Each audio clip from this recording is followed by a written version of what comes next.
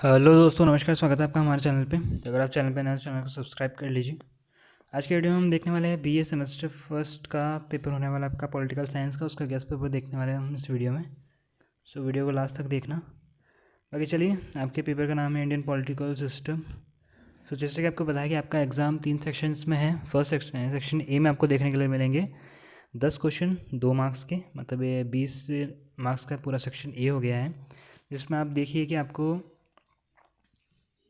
First question देखते हैं हम, है ना। पहले क्वेश्चन से चालू करते हैं। फर्स्ट है आपका स्वदेशी आंदोलन के मुख्य उद्देश्य आपको बताना है। आपको बताना है भारतीय संविधान की प्रस्तावना की 2 विशेषता आपको बतानी है। आपको बतानी है मौलिक अधिकार और मौलिक कर्तव्य में आपको अंतर बताना है। आपको बताना है राज्य के नीति निर्देशक तत्व से क्या अभिप्राय है, ये आपको बताना है। आपको बताना है संविधान सभा की एक विशेषता आपको बतानी है। बाकी आपको बताना है मंत्रिपरिषद की सामूहिक उत्तरदायित्व से क्या तात्पर्य है, ये आपको बताना है।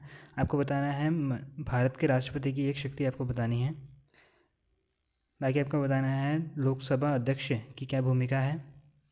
आपको बतानी है न्यायिक पुनरावलोकन की परिभाषा। और 10वां और आखिरी क्वेश्चन है आपका भारत के निर्वाचन आयोग का एक कार्य लिखना है आपको। ठीक है। सो जैसे कि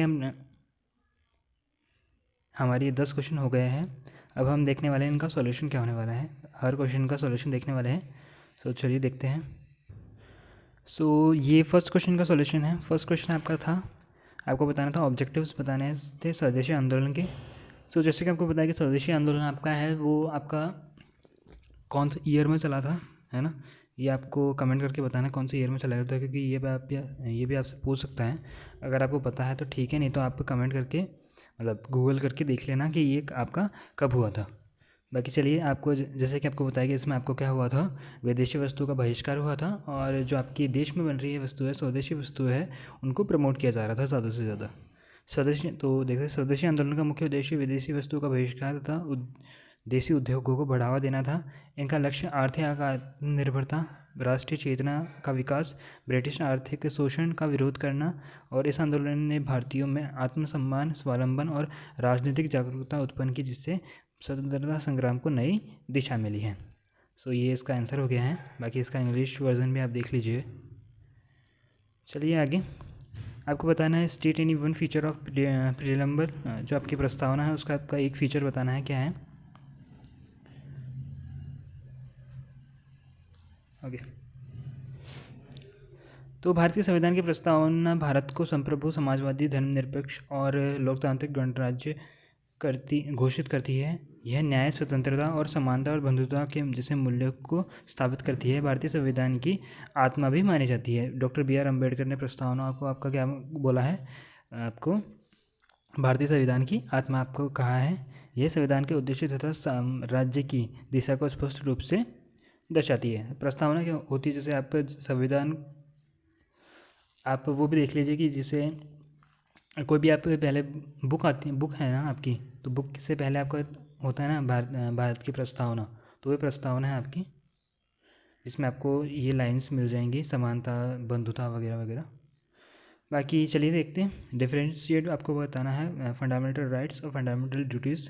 तो फंडामेंटल राइट्स तो आपका क्या है, 6 राइट्स हैं आपके फंडामेंटल, जो आपके क्या कहाँ से कहाँ तक है।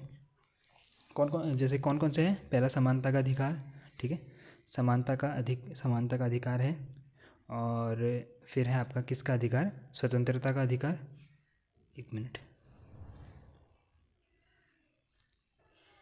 सो पहला क्या है आपका, समानता का अधिकार, स्वतंत्रता का अधिकार, शोषण के विरुद्ध अधिकार, धार्मिक,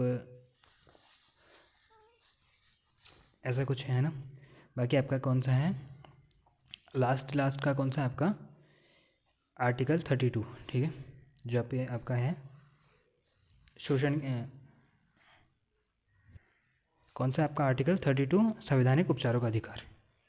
ओके, जैसे ये तो आपके मौलिक अधिकार हो गए। बाकी मौलिक कर्तव्य आपका भाग 4 में आर्टिकल 51 ए में है आपका मौलिक कर्तव्य, जिसमें आपको 11 मौलिक कर्तव्य देखने के लिए मिलते हैं। ओके, तो इसमें आपको बताना है कि मौलिक अधिकारों को स्वतंत्रता और समानता प्रदान करते हैं तथा न्यायालय द्वारा संरक्षित होते हैं। जैसे आर्टिकल 32 में है आपका न्यायालय द्वारा संरक्षित है।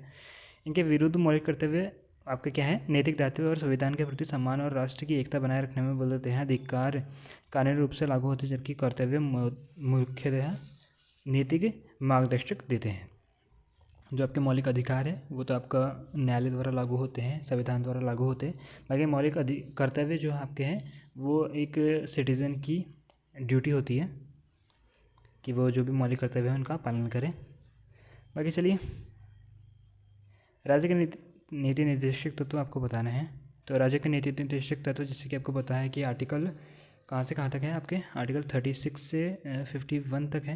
ओके, नीति निर्देशक तत्व जो आपके भाग 4 में है। तो नीति निर्देशक जो सरकार को सामाजिक आर्थिक न्याय पर आधारित नीतियाँ बनाने के लिए मार्गदर्शन देते हैं, ये न्यायालय द्वारा बाध्यकारी नहीं होते हैं। जैसे इनका नाम ही है कि कल्याणकारी राज्य बनाने के लिए ये इनका उपयोग किया जाता है। तो ये आपका न्यायालय द्वारा बाध्य नहीं है। ऐसा नहीं है कि सभी जो हैं राज्यों को या फिर सभी को ये लागू करने होंगे नीति निर्देशक तत्व। बाकी ये अपने हर राज्य पे डिपेंड करता है कि वो लागू करे या नहीं करे। इनका उद्देश्य एक कल्याणकारी राज्य की स्थापना करना है, जैसे मैंने आपको बताया था, है ना। तो ये आपका क्या नहीं है, न्यायालय द्वारा बाध्यकारी नहीं है। कि ऐसा नहीं है जैसे मौलिक कर्तव्य थे आपके, मौलिक अधिकार थे आपके, वो बाध्यकारी थे कि मौलिक अधिकार को पालन करना ही होगा। ठीक है, अगर कोई उसका उल्लंघन करता है, अगर आपके मौलिक अधिकारों का किसी का उल्लंघन होता है या फिर किसी के मौलिक अधिकारों का हनन होता है, तो आप न्यायालय में जा सकते हैं। लेकिन इसमें आप न्यायालय में नहीं जा सकते क्योंकि ये न्यायालय द्वारा बाध्यकारी नहीं है। अगर किसी को राज्य को करना है, इसका मतलब राज्य में मौलिक नीति निर्देशक तत्व लागू करने हैं वो कर सकता है, और जिसे नहीं करने वो नहीं कर सकता है। आपको वन फीचर बताना है कॉन्स्टिट्यूशन असेंबली का, संविधान सभा का। तो संविधान सभा का गठन अप्रत्यक्ष रूप से चुने गए प्रतिनिधित्व द्वारा किया गया। इनमें विभिन्न प्रांतों, समुदायों और वर्गों का प्रतिनिधित्व करते हैं, जिसमें संविधान निर्माण में विविध विचार शामिल होते हैं। इससे सभा के विस्तृत बहस विचार विमर्शों के बाद संविधान सभा तैयार हुई है। तो संविधान सभा को आपका कितना दिन लगेगा था संविधान को तैयार करने में? 2 वर्ष 11 माह और 18 दिन। ठीक है, ये था आपका टाइम लगा था। बाकी आपके ये जैसे कि आपको पता है कि ये विश्व का सबसे लंबा, मतलब से विश्व का सबसे बड़ा लिखित संविधान माना जाता है आपका ये कौन सा? भारत का संविधान।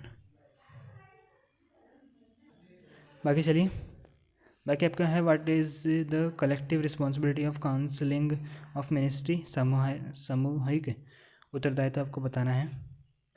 सो चलिए देखते हैं। तो ये आपका कुछ आंसर होने वाला है। बाकी हम देखिए, आपको 1 पावर बतानी है प्रेसिडेंट की। तो भारत के राष्ट्रपति के पास विधायी शक्ति होती है, जिसके अंतर्गत वे संसद द्वारा पारित विधेयक को स्वीकृत कर देते हैं तथा उसकी स्वीकृति के बिना कोई विधेयक लागू नहीं होता है। मतलब ऐसा होता है कि अगर कोई आपका जो भी विधेयक पास हुआ है, बिल पास हुआ है, तो वो राष्ट्रपति के जब साइन होंगे तभी वह आपका क्या बनेगा? कानून बनेगा। उससे पहले आपका ये कानून नहीं बन सकता। आवश्यकता पड़ने पर यह अध्यादेश भी जारी कर सकते हैं, और जब सत्र में ना हो। मतलब ऐसा भी हो सकता है कि अगर जैसे आपका कौन कौन से मानसून सत्र होता है, और कौन सा सत्र होता है, विंटर सेशन होता है, बजट सेशन होता है। और अगर कोई सेशन नहीं है और इमरजेंसी है और आपको संसद बुलानी पड़ रही है, तो ये आपका क्या जारी कर सकते हैं? अध्यादेश जारी कर सकते हैं। अध्यादेश आपका कौन सा आर्टिकल के अंडर जारी कर सकते हैं? आर्टिकल 110 के अंडर। ओके, बाकी आपको स्पीकर का रोल बताना है, लोकसभा का स्पीकर का रोल। सो लोकसभा के स्पीकर का रोल, सबसे बड़ा रोल तो है कि कोई विधेयक आपका धन विधेयक है या नहीं है, इसका आपका कौन बताएगा? ये लोकसभा का स्पीकर बताएगा। ओके, तो ये इसका सबसे बड़ा रूल है। बाकी आप देख लीजिए आगे इसमें क्या लिखा हुआ है। तो लोकसभा अध्यक्ष सदन की कार्यवाही का संचालन करते तथा व्यवस्था बनाए रखते हैं, जैसे कि आपको पता है। बाकी ये सुनिश्चित करते हैं कि वो बहस नियमों के अनुसार हो। अध्यक्ष धन विधेयक का निर्णय भी करते हैं, जैसे कि मैंने आपको बताया था कि कोई विधेयक धन विधेयक है या नहीं है, इसका निर्णय आपका कौन करेगा? लोकसभा का अध्यक्ष करेगा, और सदन की गरिमा निष्पक्षता की रक्षा करते हैं। तो लोकसभा का अध्यक्ष तो होगा आपका लोकसभा अध्यक्ष, ठीक है। बाकी राज्यसभा का अध्यक्ष होता है आपका वाइस प्रेसिडेंट। जो भी आपका वाइस प्रेसिडेंट होता है वह राज्यसभा का आपका प्रधान सभापति होता है। बाकी इस डिफाइन करना है आपका जुडिशियल रिव्यू। जुडिशियल रिव्यू का कॉन्सेप्ट हमने कहाँ से लिया है ये भी आपको बताना है। तो जुडिशियल रिव्यू का हमने कॉन्सेप्ट लिया है कहाँ से? अमेरिका से। इसमें ऐसा होता है, जैसे चलिए देख ही लेते हैं हम। तो न्यायालय पुनर्विलोकन वह शक्ति है जिसके अनुसार न्यायालय संविधान के विरुद्ध पाए जाने वाले कानूनी या सरकारी कार्यों को निरस्त कर सकते हैं। यह संविधान की सर्वोच्चता को बनाए रखने में महत्वपूर्ण साधन हो तथा नागरिकों के अधिकारों की रक्षा करते हैं। जैसे अगर कोई आपने, जैसे न्यायालय ने कोई वो दे दिया, जजमेंट दे दिया कि ये है, ये कोई भी मतलब बता दिया है, जैसे कोई केस चल रहा है और उसका फैसला दे दिया है, तो इसके अंडर ये हो सकता है कि आप उस केस को, न्यायालय उस केस को दोबारा रीओपन कर सकता है और उसमें जो भी सरकारी कार्य, जो भी उसके विरुद्ध कानूनी या सरकारी कार्य कर सकते हैं वो किए जाते हैं। मतलब ऐसा है कि कोई फैसला हो गया, उसके बाद में भी उसका अगर वो फैसला गलत चला गया है तो उसको बदल सकते हैं। ये आपका जुडिशल रिव्यू हो गया। बाकी इलेक्शन कमीशन के आपको क्या बताना है, वन फंक्शन बताना है। तो इलेक्शन कमीशन जैसे आपको बताया आर्टिकल 324 में है आपका इलेक्शन कमीशन। एक मिनट,